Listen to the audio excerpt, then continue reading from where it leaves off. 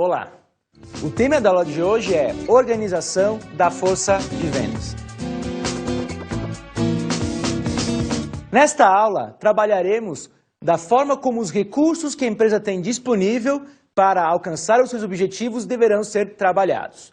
Primeiramente, a empresa define o seu planejamento, define onde ela quer chegar, que são os objetivos, e como chegar até esses objetivos, que são as estratégias.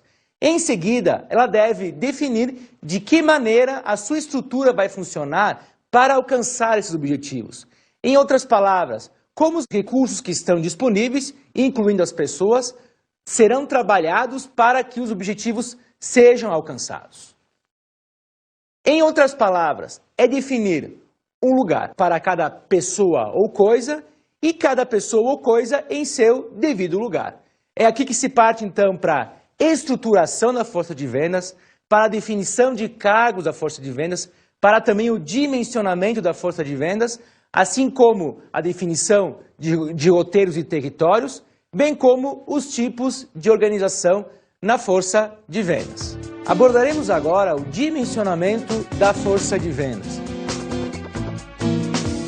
E quando se fala em dimensionamento, estamos nos referindo a tamanho de determinada coisa, a uma abrangência de determinada coisa, e nesse caso, em relação à área comercial e à forma como os clientes serão atendidos.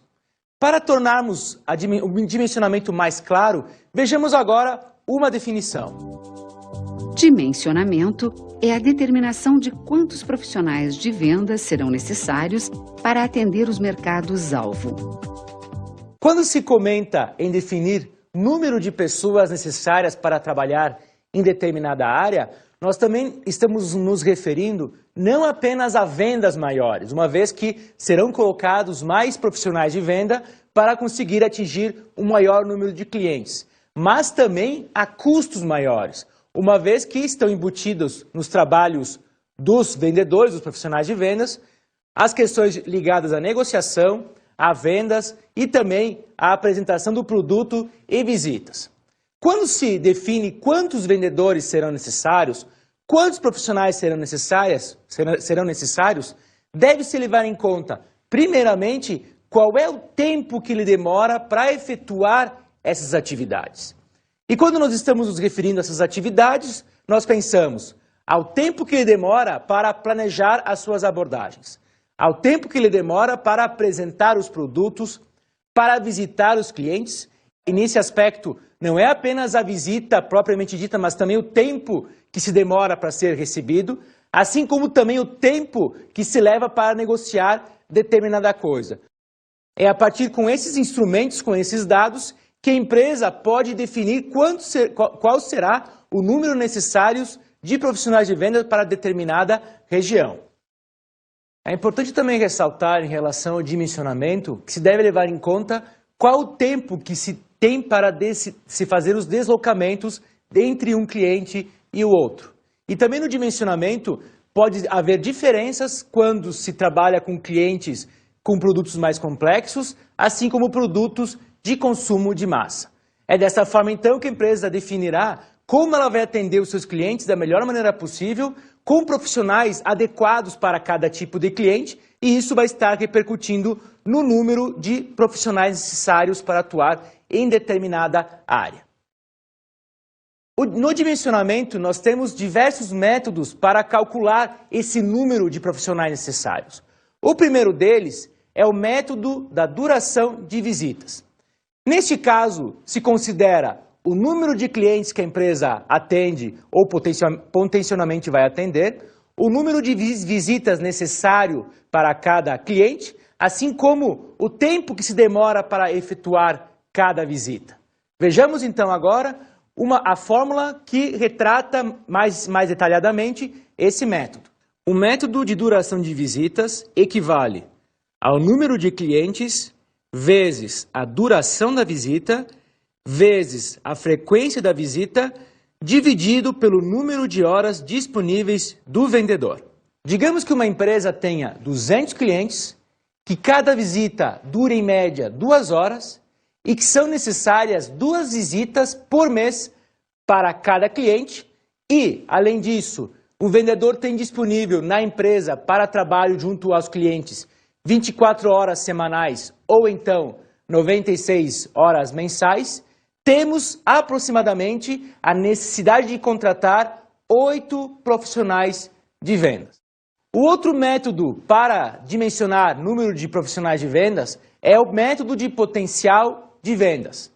Neste caso, a empresa define principalmente o quanto que ela vai querer vender e a partir desse número parte-se então para a necessidade de vendedores. Esse método, também chamado de método de Semelo, define qual é a previsão de vendas da empresa e depois também necessita-se saber qual é o giro ou a rotatividade de vendedores. E por fim, deve-se saber também qual é o volume desejado de vendas por vendedor. Vejamos então agora uma fórmula que apresenta esses elementos interrelacionados. O método de Semelo equivale à previsão de vendas mais a multiplicação do giro dos vendedores pela previsão de vendas e tudo isso dividido pelo volume desejado por vendedor. Para calcular a rotatividade dos vendedores ou o giro dos vendedores, primeiramente, temos que identificar o número de admissões no mês, mais o número de demissões no mês na área, dividir isso por 2 e depois dividir esse resultado pelo número de empregados ligados à área comercial e multiplicar por 100. Um exemplo, se uma empresa contrata 3 vendedores na área comercial e também demite 3 vendedores e o setor comercial possui 40 vendedores, nesse resultado chegamos a uma rotatividade de 7,5%. É essa rotatividade que nós vamos utilizar posteriormente para efetuar o cálculo através do método de Semelo. Nesse mesmo exemplo, digamos então que a empresa tenha uma previsão de vendas de R$ 2.800.000, nós já temos a rotatividade de 7,5%, e a empresa pretende vender para cada vendedor, ela pretende que cada vendedor faça a venda de 250 mil. Nesse caso, aplicando a fórmula de Semelo, chegaremos a aproximadamente a necessidade de 11 vendedores para atuar nessa empresa. Temos também o método de carga de visitação, que também é chamado de método de Thaler.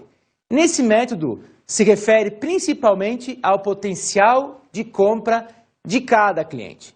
Nesse caso, temos como fórmula o número de clientes vezes a frequência de visitas divididas pelo número de visitas possíveis para determinado tipo de cliente.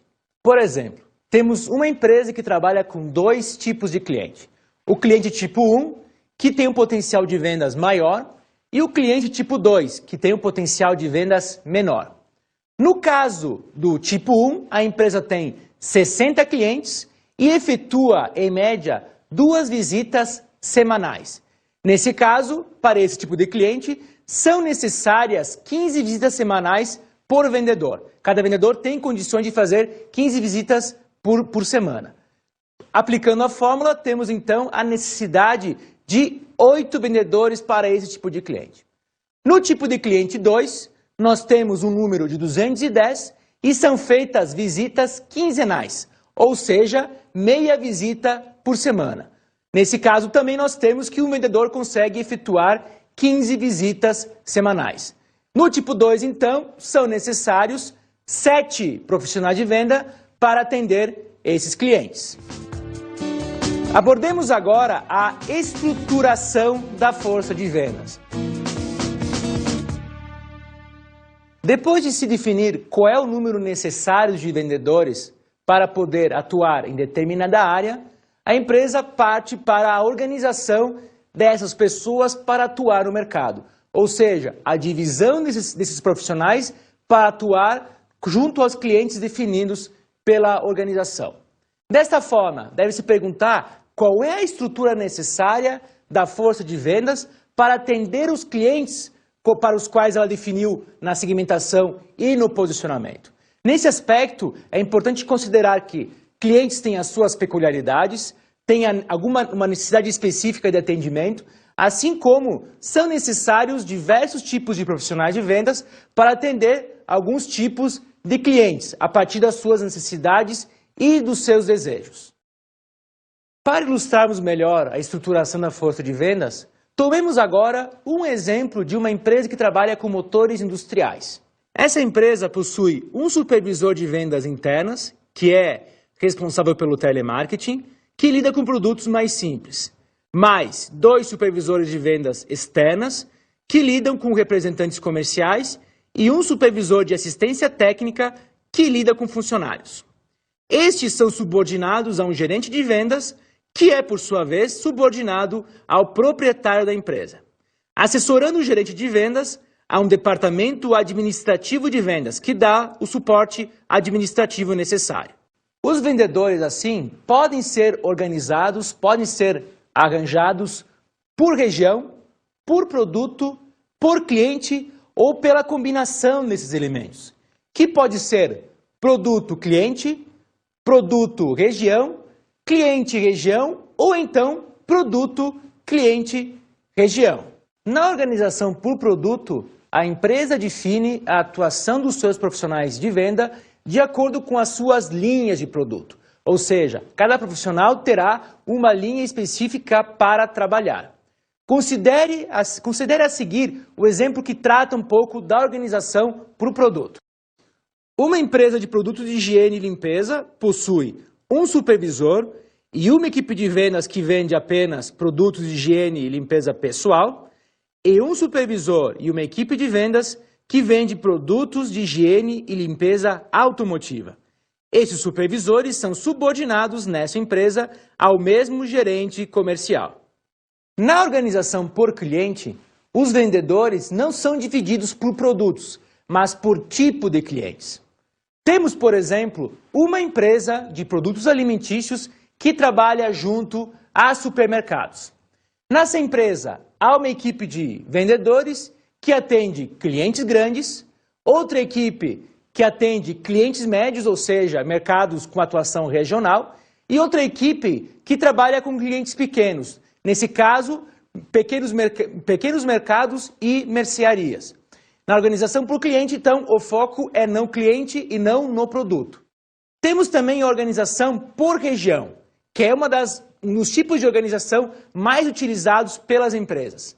Nesse caso, os clientes são divididos pela região de atuação, independentemente do tipo de produto e do tipo de cliente que eles atendem. A organização por região é trabalhada muito em empresas que têm atuação em um grande número de mercados de uma forma bastante pulverizada. Preste atenção, então, no exemplo que veremos agora de uma empresa que vende mesas e cadeiras em todo o território nacional. A empresa X vende cadeiras e mesas para todo o Brasil. Há um representante em cada estado brasileiro, exceto em São Paulo, onde há 3, e no Rio de Janeiro há 2. Essa empresa definiu um supervisor de vendas para a região Sudeste, um para Sul, um para Nordeste e um para Norte e Centro-Oeste, que ficarão responsáveis pelos representantes. O que podemos ver com esse exemplo é que essa empresa resolveu atuar no mercado nacional com diversos representantes, focando em cada região de atuação. Nesse caso, é importante ressaltar que a empresa tem como pressuposto que esses clientes dessas regiões têm comportamentos e necessidades semelhantes.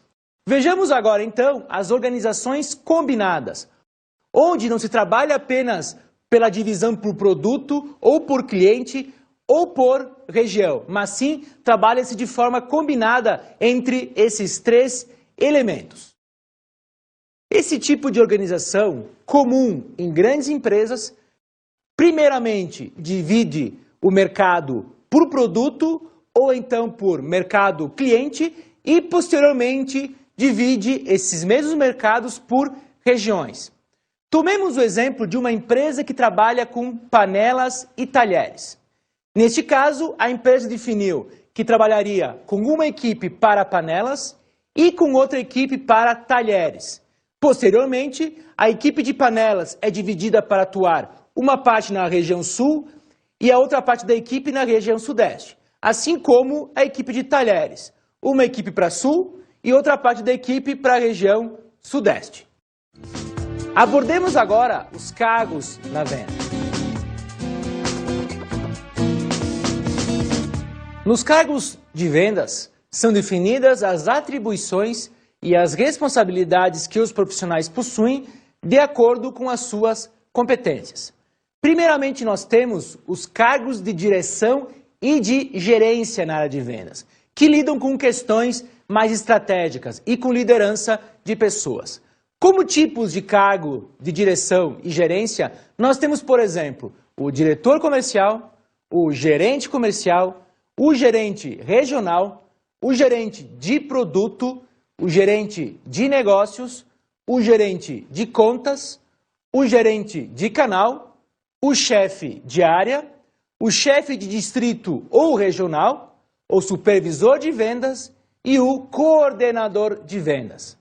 Mesmo estando em níveis diferentes, todos esses cargos têm alguma atribuição ligada à gestão da área comercial, da área de vendas. Nós também temos os cargos operacionais, que lidam efetivamente com a operação da área comercial, com todas as tarefas de implementação das ações. Como exemplos de cargos operacionais, nós temos o assistente de vendas, o auxiliar de vendas, o vendedor interno, o vendedor externo, o engenheiro de vendas, o consultor técnico, o representante comercial, o vendedor balconista, o corretor de imóveis, a consultora de beleza, o promotor de vendas, o propagandista, que lida com medicamentos, e o demonstrador. Outro aspecto fundamental dentro dos cargos em vendas é a descrição dos cargos. E por que esse aspecto é fundamental? É a partir da descrição dos cargos que são definidas as características, as tarefas e as responsabilidades de determinado cargo. Ou seja, é nesse cargo que depois se terá base para recrutar, para selecionar e para avaliar os profissionais de vendas. Como tipos de cargos em vendas e sua descrição, nós temos 3 cargos básicos: o vendedor, o supervisor de vendas e o gerente de vendas. O vendedor lida diretamente com a operação comercial, com o contato, com a visita e com a negociação com os clientes. É a partir do vendedor que os clientes têm as suas necessidades e os seus desejos atendidos relativamente à área comercial. Outro cargo importante é o do supervisor de vendas. Nesse caso, ele tem que garantir que os objetivos e as metas da sua equipe de vendas para a qual ele tem os subordinados sejam alcançados. Ele tem, então, um cargo de gestão, mas muito mais ligado à sua equipe de vendas, aos vendedores e aos profissionais que devem atender os clientes de determinada região. O gerente de vendas, por sua vez, é o profissional responsável pela gestão geral de sua área. Geralmente ele tem supervisores subordinados que, por sua vez, têm os vendedores subordinados. É o gerente de vendas que terá que planejar, organizar, dirigir e controlar toda e qualquer atividade relacionada à força de vendas. É claro que o gerente de vendas também tem os seus superiores, como, por exemplo, o diretor comercial, que também tem tarefas semelhantes, só que com maior peso e maior responsabilidade dentro da organização. Abordemos agora os territórios e as rotas em vendas. Depois que se dimensionou o mercado, se definiu quais são a necessidade de vendedores e depois se estruturou esses vendedores, se organizou os profissionais em uma estrutura específica, se parte para a definição de territórios e rotas. Para termos mais claro o que isso significa, vejamos agora uma definição de território de vendas. Território de vendas é um agrupamento de clientes atuais e potenciais em uma região geográfica definida. Existem várias formas de se arranjar esses territórios. A primeira maneira de organizar os territórios é o que chamamos territórios em forma de retângulo. Nesse caso, a empresa define em sua área de atuação geográfica retângulos trabalhados de forma igual. É importante ressaltar que, nesse caso, algumas concentrações de clientes podem estar encobertas em cima desses retângulos. Pode haver retângulos com maior concentração e retângulos com menor concentração. Tomemos, por exemplo, uma empresa de bebidas que resolveu dividir o seu território, algumas cidades nas quais ela atua, em quadrados, sem especificamente definir qual seria a concentração ideal de clientes. Nós temos também o que chamamos territórios em forma de hexágono ou círculo. Nesse caso, de forma diferente do retângulo, a empresa define territórios para os quais cada vendedor terá que atuar. Em relação ao hexágono, no seu centro, terá sempre um ponto de apoio para o qual o vendedor pode retornar. Dessa forma, o vendedor sempre estará próximo dos seus clientes e do seu ponto de apoio. Tomando o mesmo exemplo da empresa de bebidas, em uma cidade, digamos que ela resolveu definir de formas hexagonais que cada vendedor teria uma área específica e que teria, no meio desse hexágono, um ponto de apoio para o qual ele poderia retornar para resolver os seus problemas administrativos e relacionados a alguns clientes. Nós temos também territórios em forma de cunha. Neste caso, são definidas em forma de cunha algumas regiões e no encontro dessas cunhas se define um ponto de apoio para os quais também o vendedor pode retornar. O problema do território em cunha é que algumas áreas podem ficar distantes desse ponto de apoio em função do formato das regiões escolhidas. Tomando o mesmo exemplo da empresa de bebidas, ela resolveu então atuar em forma de cunha, mesmo sabendo que haveria uma dispersão maior de clientes, mas também para racionalizar o uso do ponto de apoio que seria apenas um para diversos vendedores. Outro tipo de território que podemos utilizar é o que chamamos território em forma de trevo. Neste caso, pensemos em folha de trevo e essas folhas seriam desenhadas, seriam arranjadas em determinadas regiões. E nesse caso, cada vendedor seria o responsável por atuar em cada uma dessas folhas. De novo, pensando no exemplo da empresa de bebidas, o vendedor teria que, em determinada região, atuar em uma folha do trevo e depois ele passaria para outras folhas. E poderia ter, no meio do encontro das folhas, um ponto de apoio. Como o trevo tem relação, em termos de forma, com áreas circulares, algumas áreas também podem ficar a descoberto. Outro ponto importante dentro dos territórios de vendas é a roteirização. Para tanto, vejamos agora uma definição sobre roteirização de Marcos Cobra. Roteirização é um conjunto de itinerários que o vendedor precisa seguir para visitar periodicamente os pontos de vendas que lhes foram designados. Com a roteirização, a empresa deve ter em mente a necessidade de otimizar os seus recursos, de utilizar o tempo do vendedor da melhor maneira possível, uma vez que ele, nessa rota, nesse roteiro, estará visitando clientes, efetuando negócios, e cada um dos clientes podem ter tempos específicos para atuação neles. Outro aspecto fundamental dentro da estruturação e organização da força de vendas são os tipos de força de vendas. A força de vendas direta e a força de vendas indireta. Neste caso, a empresa escolhe de que forma ela vai querer atuar em relação ao mercado. Se com funcionários ou se com uma equipe terceirizada. Nós temos então, na força de vendas direta, a atuação de funcionários da empresa. Vendedores que são contratados e que recebem, geralmente, salário e mais comissão em relação à sua atuação. Primeiramente, um ponto positivo da força de vendas direta são o atingimento das políticas comerciais.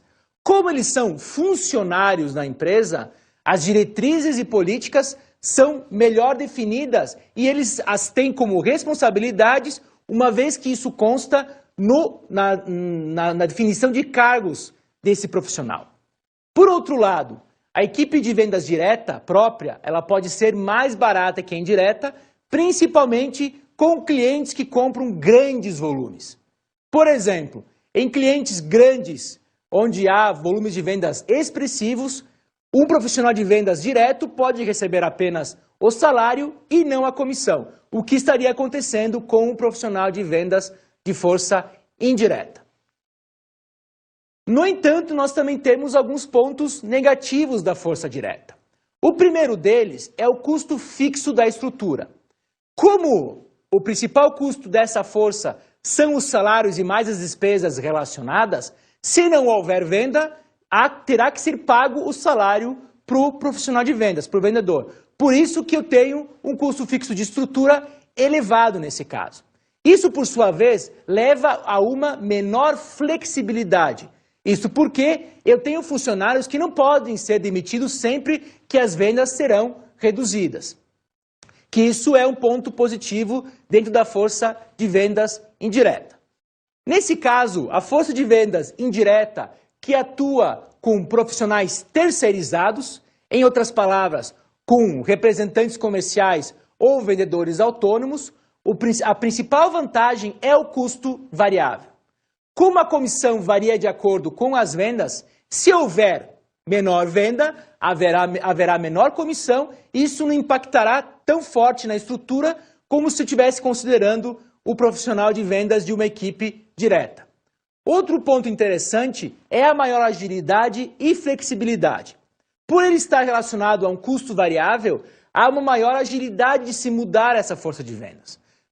Principalmente porque, se as vendas caem, é muito mais fácil eu estar trabalhando com, não estar trabalhando com o representante, ou ele procurar também atuar com outros fornecedores, do que com o vendedor, que se gasta um trabalho com treinamento, com recrutamento e depois com desenvolvimento. E depois também, se houver queda de vendas, não é interessante de uma hora para outra estar demitindo esse funcionário. No entanto, nós temos também pontos negativos na força indireta. O primeiro deles, que se contrapõe à força direta, é o menor controle. Na força de vendas direta, é possível controlar muito mais o vendedor, uma vez que ele é funcionário da empresa. No caso da força de vendas indireta, não se pode efetuar o mesmo controle que se efetua na força de venda direta, para não parecer que é vínculo empregatício, uma vez que está se contratando um serviço terceirizado, e as políticas servem muito mais como macro-orientações para se atuar no mercado. Além disso, a empresa, na dependência de um representante, apresenta um menor contato com o cliente, uma vez que essa carteira de clientes é muito mais do representante do que da empresa. E muitas vezes, quando esse representante não trabalha mais com a empresa, ou se termina um serviço, não se quer a empresa mais contratar os serviços, os clientes geralmente saem com eles não ficam mais com essa empresa e vão para o concorrente. Como falado anteriormente, por haver menor controle e pela questão do vínculo empregatício, geralmente as políticas da empresa, as estratégias e os objetivos são tratados muito mais como macro-orientações por parte dos representantes comerciais, por parte da equipe indireta da força de vendas. Desta forma, se a empresa consegue controlar menos, ela fica, em alguns momentos, à mercê do trabalho desses profissionais. É importante destacar ainda, em relação à força de vendas direta e indireta, a margem de contribuição, ou seja, o resultado que fica para serem diluídos os custos fixos. Como vimos, a força de vendas direta apresenta, geralmente, um custo fixo mais elevado que a força de vendas indireta. Nesse caso, a empresa tem que avaliar se vale a pena, se é adequado, utilizar uma força de vendas indireta ou direta, e um exemplo, uma possibilidade, é utilizar a margem de contribuição. Porque também sabemos que a força de vendas indireta apresenta um custo variável, bem mais elevado que a direta, em função das comissões. Como exemplo, Abordemos agora uma empresa que trabalha com representantes comerciais no ramo de chocolates. Para grandes clientes, essa empresa percebeu que alguns representantes comerciais se tornaram meros tiradores de pedido. Ou seja, não havia um grande trabalho a ser feito porque se lidava com grandes volumes. Além disso, essa empresa percebeu que esses representantes se satisfaziam quando chegavam a determinada faixa de comissão, o que gerava problemas para atender outros clientes. Quando eles chegavam a determinado patamar de comissão, o restante dos clientes não eram tratados da forma adequada. Em função disso, a empresa resolveu negociar com esses representantes e resolveu contratar vendedores funcionários para atuar com os grandes clientes. Com isso, a empresa conseguiu uma maior lucratividade ao final, uma vez que para os grandes clientes com volumes elevados de venda, ela conseguiu reduzir o custo variável, ou seja, não havia mais a comissão, apresentando um incremento no custo fixo. No entanto, esse incremento do custo fixo foi muito menor do que a redução de comissão paga pelos vendedores que havia anteriormente. Nesta aula, então, abordamos como a força de vendas deve ser organizada e estruturada para atender os clientes. É importante ressaltar que, na estruturação, na organização, são definidas responsabilidades, são definidas relações entre pessoas, superior e subordinado, assim como se define como se atuará no território de determinada região, de como os clientes serão atendidos. É importante ressaltar nesse aspecto que a estrutura que se define para a atuação de um profissional de vendas acontece fora da empresa, acontece junto com os clientes, e não como uma empresa onde essa estrutura está interna, ocorre junto com os funcionários que estão numa área específica, não relacionados aos clientes. É por isso mesmo que se deve prestar muita atenção na estruturação, uma vez que isso lida diretamente, repercute diretamente com as necessidades, com os desejos e com a satisfação dos clientes.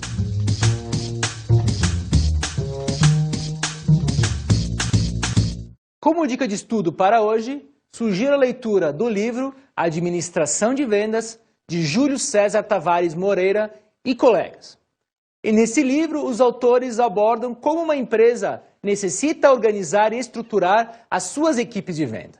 Em especial, sugiro a leitura do capítulo Organizando a Força de Vendas, que é o capítulo 10. Bons estudos!